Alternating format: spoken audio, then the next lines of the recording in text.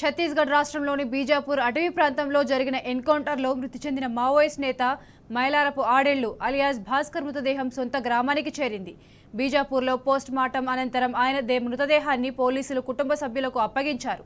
ప్రత్యేక అంబులెన్స్లో భాస్కర్ భౌతిక కాయాన్ని బోధ్ నియోజకవర్గంలోని పొచ్చెర గ్రామానికి తీసుకువచ్చారు. యువకుడిగా దళంలోకి వెళ్లిన ఆడెళ్లు 30 ఏళ్ల తర్వాత శవమై ఇంటికి చేరడంతో కుటుంబ సభ్యుల రోదనలు మిన్నంటాయి.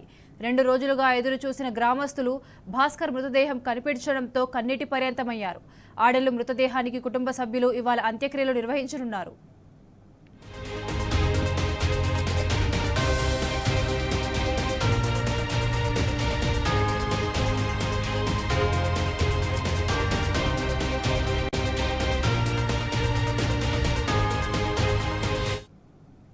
ఇక ఇదే అంశంపై మరింత సమాచారం మా ప్రతినిధి రాజు అందిస్తారు. రాజు, చెప్పండి.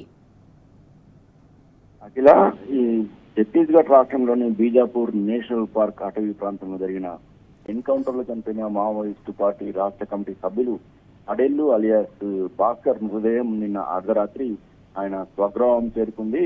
ఆదిలాబాద్ జిల్లా బోత్ మండలం పొచ్చిల గ్రామానికి చెందిన అడెల్లు 35 సంవత్సరాల క్రితం మావోయిస్టు సిద్ధాంతాల పట్ల ఆకర్షితుడై మావోయిస్టు పార్టీలో చేరడం జరిగింది. అప్పటి నుంచి కూడా అడెల్లు అజ్ఞాతంలో ఉంటూ కనీసం ఒక్కసారైనా స్వగ్రామానికి రాలేకపోయారు. అయితే అడెల్లు సజీవంగా కాకుండా విగత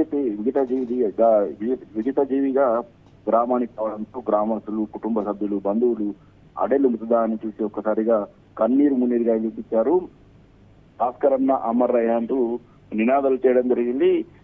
బీజాపూర్ లో పోస్ట్ మార్టం నిర్వహించిన అనంతరం ఛత్తీస్గఢ్ పోలీసులు మైలారపు అడెల్లు డెడ్ బాడీని ఆయన కుటుంబ సభ్యులకు అప్పగించడం జరిగింది. అయితే 2 రోజులుగా ఛత్తీస్గఢ్ లోనే ఉంటూ ఈ డెడ్ బాడీ కోసము కుటుంబ సభ్యులు ఎదురు చూడాల్సిన పరిస్థితి ఉంది. అయితే నిన్న ఛత్తీస్గఢ్ లో బీజాపూర్ లో పోస్ట్ మార్టం అనంతరం ఆయన డెడ్ బాడీని కుటుంబ సభ్యులకు అప్పగించడంతో ప్రత్యేక అంబులెన్స్ లో ఈ స్వగ్రామం తీసుకురావడం జరిగింది. అడెల్లు 90వ దశకంలో అజ్ఞాతంలోకి వెళ్లడం జరిగింది.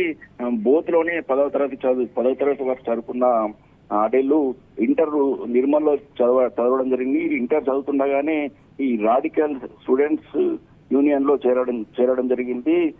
ఆర్ఎస్యులో పనిచేస్తూనే గ్రామానికి వచ్చిన సూర్యం దళం సిద్ధాంతాలు మావోయిస్ట్ సిద్ధాంతాల పట్ల ఆకర్షితుడై సూర్యం దళంలో చేరిపోవడం జరిగింది. అయితే ప్రారంభ దశలో 90వ దశకంలో ఇంద్రవెల్లి మంగి దళంలో పనిచేయడం జరిగింది. ఆ తర్వాత కొమరంభీం జిల్లా దళ కమాండర్ గా కూడా పనిచేయడం జరిగింది. ఆ తర్వాత తెలంగాణ రాష్ట్రంలో నిర్బంధం పెరిగిపోవడంతో మావోయిస్టు రాష్ట్ర కమిటీ పిలుపు మేరకు ఛత్తీస్గఢ్ కు వెళ్లిపోయి అక్కడి నుంచే మావోయిస్టు కార్యకలాపాలు చేస్తూ ఉండిపోవడం జరిగింది.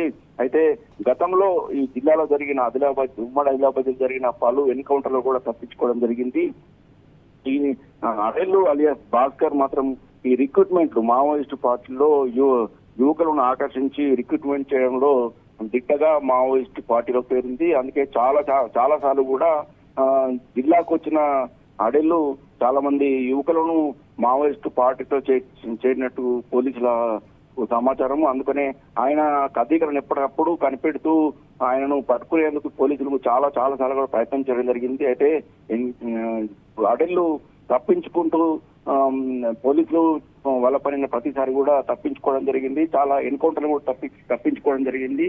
అయితే ఈయన భార్య సైతం లింగవ్వ కూడా మావోయిస్టు పార్టీలను పనిచేస్తూ 2 సంవత్సరాల క్రితం గడ్చిరోల్లో జరిగిన ఎన్కౌంటర్ లో చనిపోవడం జరిగింది. అయితే ఆ అడెల్లు భార్య చనిపోయిన ఎన్కౌంటర్ లో సైతం అడెల్లు చాకచక్యంగా తప్పించుకోవడం జరిగింది. మొత్తానికి ఆయన మృతదేహము ఇంటికి చేరడంతో ఆయన అంత్యక్రియకు కుటుంబ సభ్యులు ఏర్పాటు చేస్తున్నారు. అఖిల, రైట్, థాంక్యూ రాజు.